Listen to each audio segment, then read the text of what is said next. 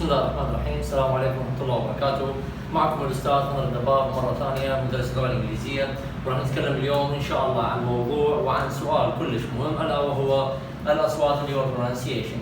فمثل ما راح نلاحظ بهذا السؤال اللي هو يكون عند جماعة التجارة هو السؤال الثاني، أما عند جماعة الفنون التطبيقية قسم الفنون التطبيقية راح يكون هو السؤال الرابع فرعي.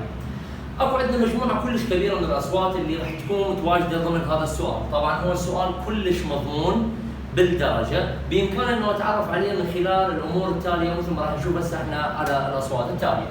اذا انا راح تكون هي نسبه مرشحه كلش من عند هذه الاصوات من الاصوات السؤال الوزاري، ومثل ما راح نلاحظ احنا في السنوات السابقه وراح نلاحظ الشرح اللي متواجد ضمن هذا الموضوع. نتوجه الى اول صوت الا وهو الكي. وهذا الكي يتواجد في كثير من الكلمات، اذا هو كي يكتب كي ويلفظ كي مثل كثير من الكلمات، عندنا على سبيل المثال كيل، ميلك، لايك، بايك الى اخره من الكلمات اللي احنا متعارفين عليها ويلفظ بها الكي صوت كي.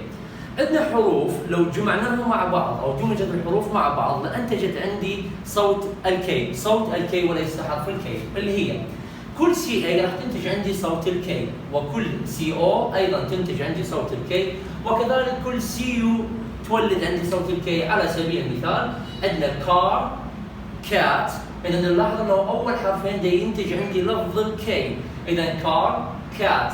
اما بالنسبه للسي او عندنا كوم، كومبليت، كمبيوتر، ايضا هذه الاصوات او هذه الحروف لو جمعت مع بعض لانتجت صوت الكي.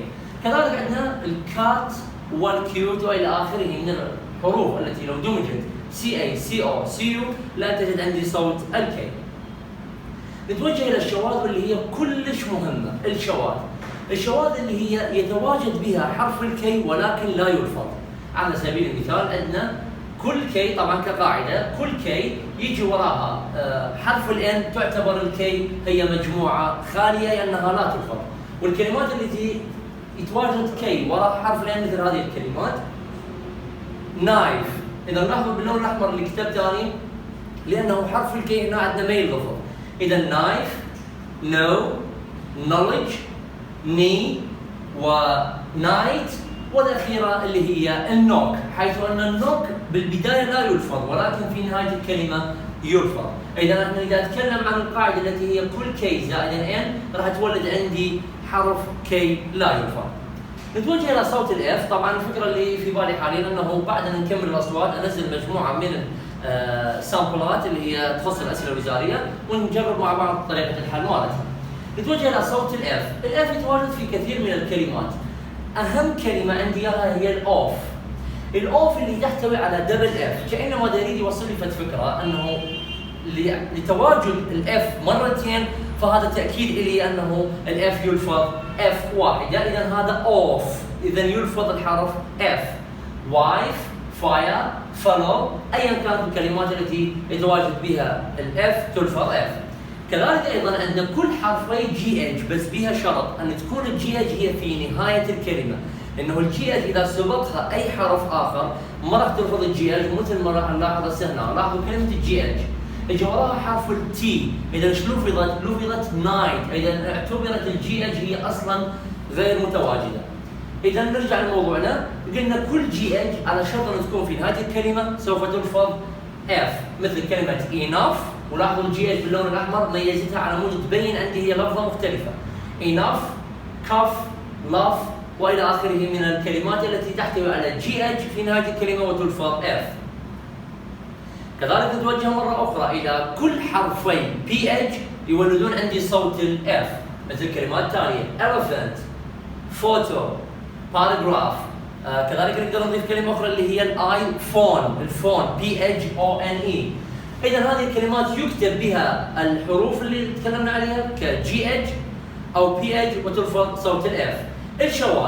الشواذ اللي هي يتواجد بها البي اتش او يتواجد بها حرف الاف ولكن لا تلفظ اف بل انما تلفظ في، مثل ما راح نلاحظ الكلمات التاليه. او اف اللي هي اوف وليست اوف، اذا الحرف اللي بدنا نتكلم عنه هو صوت الفي وليست الاف. اذا اذا كانت اف واحده فهي تلفظ في، اذا حيث يلفظ البي اتش والاف هنا في كلا الكلمتين صوت الفي. ولو جينا الكلمة الأخرى اللي هي نذ يو، لاحظوا صوت الفي نذ يو. إذا هذه الكلمتين الشواذ اللي هي تتكلم عن صوت الاف، ولكن إذا كتبت بهذه الطريقة وهذه الكلمتين فقط راح يولد عندي صوت الفي. نتوجه مرة أخرى إلى هذا الصوت اللي هو أغلب الطلبة يعرفون أنه هو صوت الجي. نعم هو حرف الجي، عفوا هو حرف الجي، ولكن هذا رسم صوتي، أي أنها يلفظ غير شيء.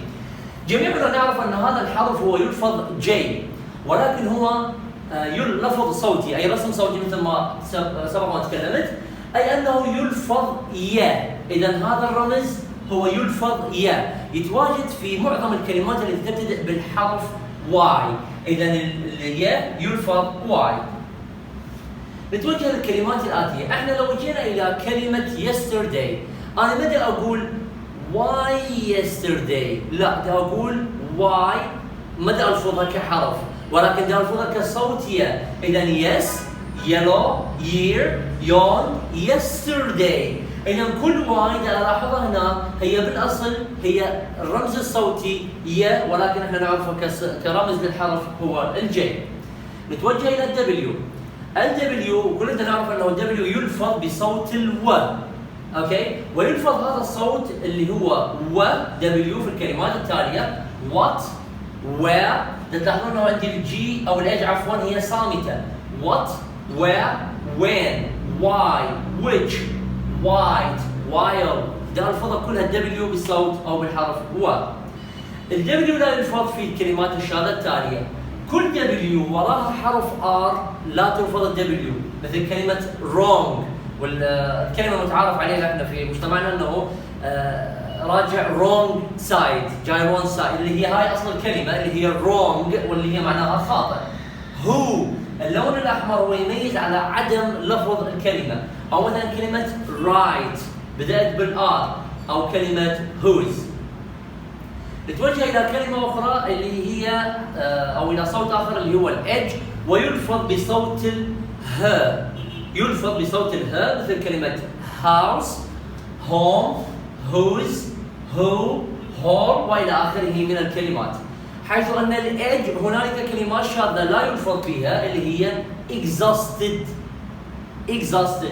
vehicle. أصلا الإج ولا لها أي ذكر ولكن يجب أن تكتب. honest، honor، why، w وواي فقط. إذا بدي أقول why، وwhat، whisper. هذه الكلمات الشاذة اللي يجب أن نحفظها. نتوجه إلى البي.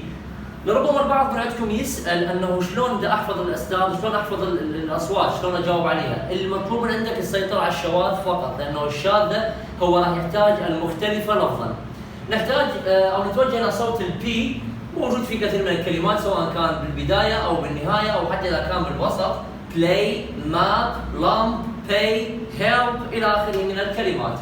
حيث أن الإج لا يلفظ في الكلمتين التالية، هذه كوب يلفظ بها طبعا.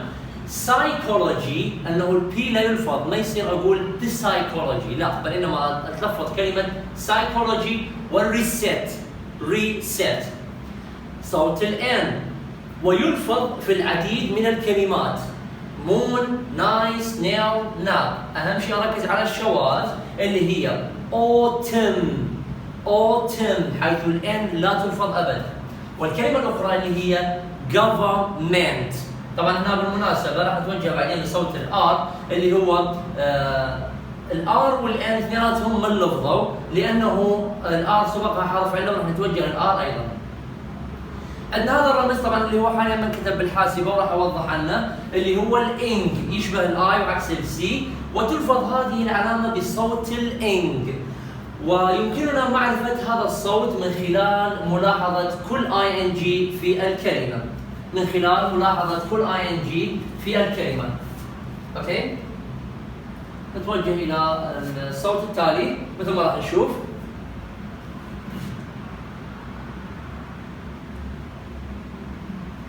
زين، نتكلم عن الصوت بعدين. حاليا ونلفظ هذا العلامة، نلفظ هذا الرمز بالصوت إنج، ويمكننا معرفة هذا الصوت من خلال ملاحظة كل اي ان جي اللي هو يلفظ إنج. إذا finger، spring، سنجر واي كلمه تحتوي على ing.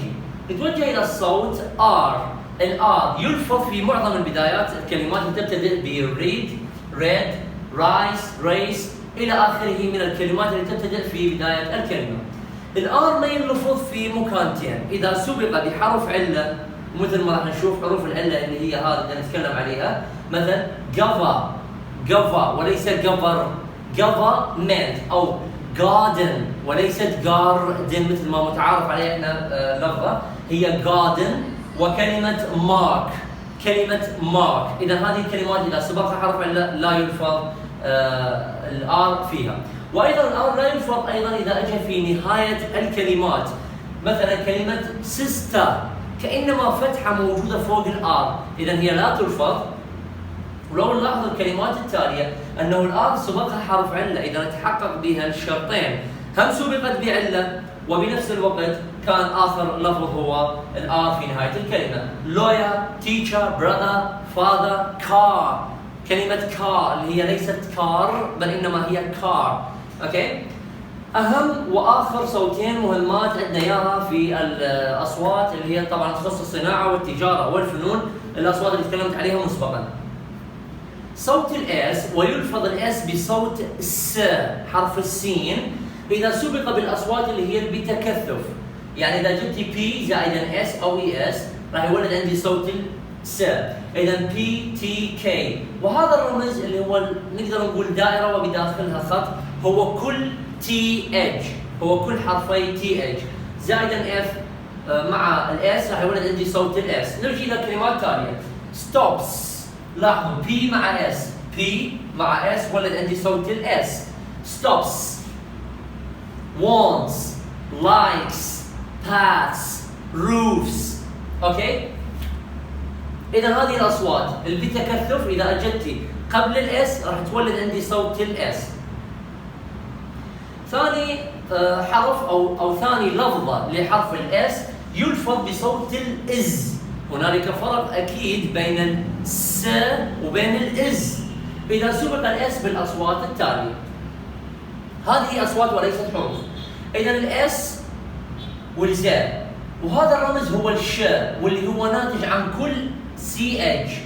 الشاء هو كل سي اس اتش، عفوا الشاء هو كل اس اتش، والاتشاء هو كل سي اتش.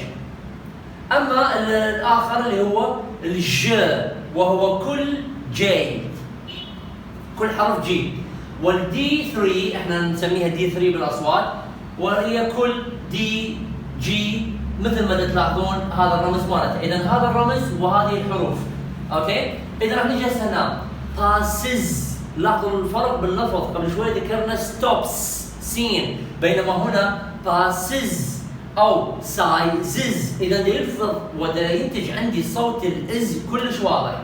وشز، واتشز، ايز، وكلمه بريدج. نتوجه الى اخر شيء اللي هو الاس، يلفظ بصوت ز، اي انه حرف الزد.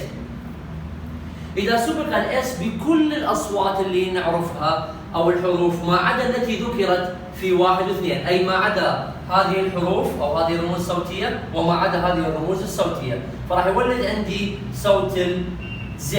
كلينز، الكلينز ما موجوده لا بتكثف اول مجموعه ولا موجود هنا، فراح يولد عندي صوت الز.